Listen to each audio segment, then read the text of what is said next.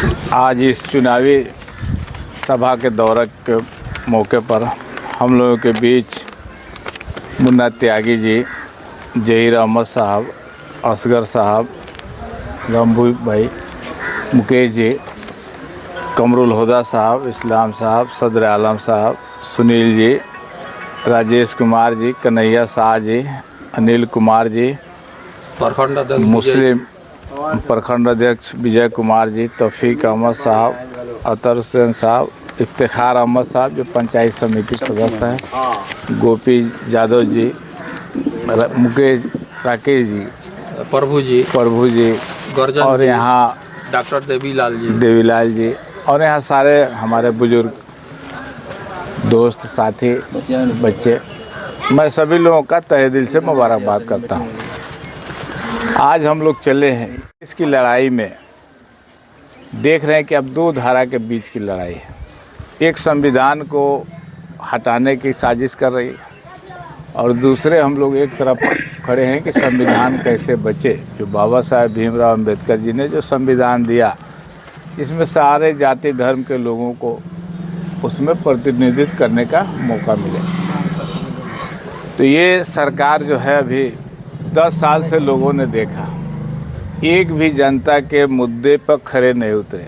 उन्होंने कहा था कि हर साल रोजगार 2 करोड़ रोजगार देंगे, काला धन लाएंगे, सारे के पक्के मकान बनेंगे, लेकिन कहीं कुछ नहीं हो रहा। अब इन लोगों को ये जुमला दिख रहा है। और दूसरी तरफ है, आप देखे होंगे कांग्रेस की जब टाइम थी, यूपीए 1 की टाइम थी और उस वक्त माननीय श्री लालू प्रसाद यादव जी रेल मंत्री थे और रघुवंश बाबू जो ग्रामीण कार्य के मंत्री थे। और यहाँ 2005 में जब माननीय मुख्यमंत्री नीतीश कुमार जी बने और उस वक्त यहाँ से झोला लेकर के गए और वहाँ से बोरा से पैसा रघुवंश बाबू दिए, तब जाकर के बिहार के सारी रोडें सड़कें बनी। और आज जो लड़ाई है, विकास के तरफ नहीं जा रहा है देश। जीडीपी कितना घट गया। प्रधानमंत्री का काम होता है कि एक एक जनता का काम कैसे हो, इस मुद्दे पे हमारा देश कैसे विकास करे, हमारे नौजवान नौकरियां कैसे मिले, कैसे आगे बढ़े। अगर एक परिवार में एक नौकरी मिल जाती है तो उस परिवार का स्थिति देखिए कैसे बदल जाता है।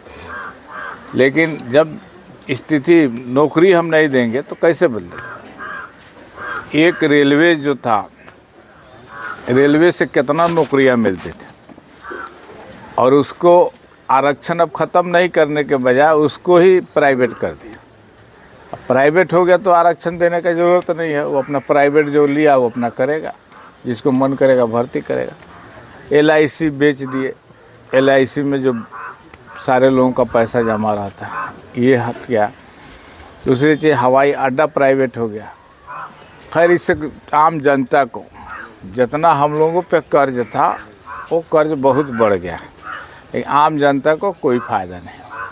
तो हमारे माननीय नेता श्री लालू प्रसाद यादव जी और तेजस्वी जी, इन लोगों ने जो महागठबंधन बनाया, इंडिया गठबंधन बनाया है और मैनिफेस्टो जो आया है, आप देखेंगे 17 महीना की सरकार में, जहाँ पे सारे स्कूल में ताला लगे हुए थे और सारे बेंच डेस्क सड़ रहे थे और स्कूल में बच्चे नहीं जाते थे, मास्टर भी नहीं जाते थे। और 17 महीना में सब जगह स्थिति बदल गई थी और इतने शिक्षकों की बहाली भी हुई। हॉस्पिटल का वही स्थिति था, जिस हॉस्पिटल में डॉक्टर नहीं जाते थे और ताला लगा हुआ था और दवा का भी कितना नुकसान होता था। ये आम जनता का पैसा को नुकसान होता था। एक गांव में आप जाइएगा तो बिल्डिंग भी देखने को मिलता है, लेकिन उसके एवज में फूस का घर कम नहीं है अभी भी, आज की स्थिति में भी।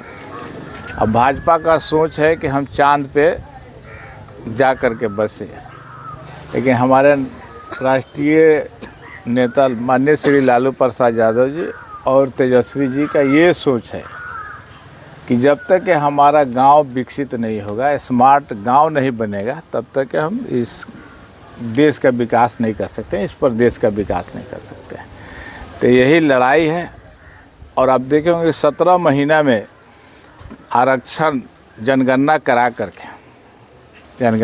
करके और उसमें सारे जाति के धर्म के लोगों का आंकड़ा आ गया कि किस जाति धर्म के लोग कितने हैं, कितने पढ़े लिखे हैं, कितने अनपढ़ हैं, कितने गरीब हैं।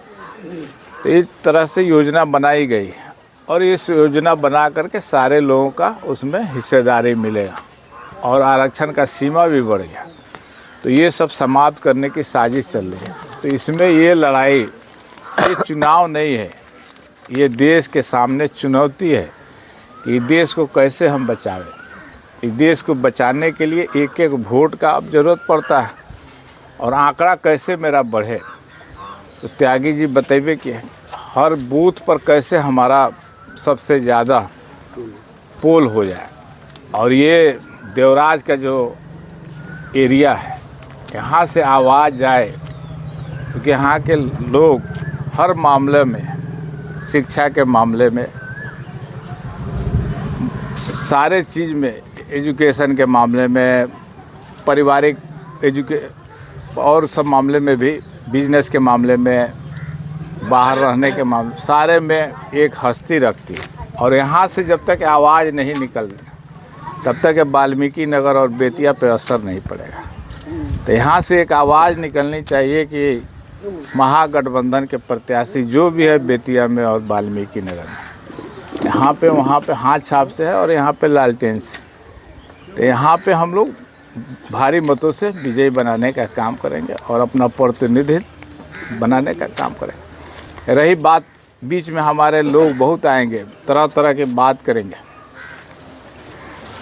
कि राष्ट्रीय जनता दल ने टिकट कम दिया है, ये भी बात आ रही है, हम लोग सुन रहे हैं। तो ये बात पहले भी हम लोगों से, मुस्लिम नेता लोगों से बैठा करके पूछा गया, तो हुआ कि आप इसका प्रतिनिधित्व आप पहले एमएलसी बना करके दीजिए और फिर राज्यसभा में भी दीजिए।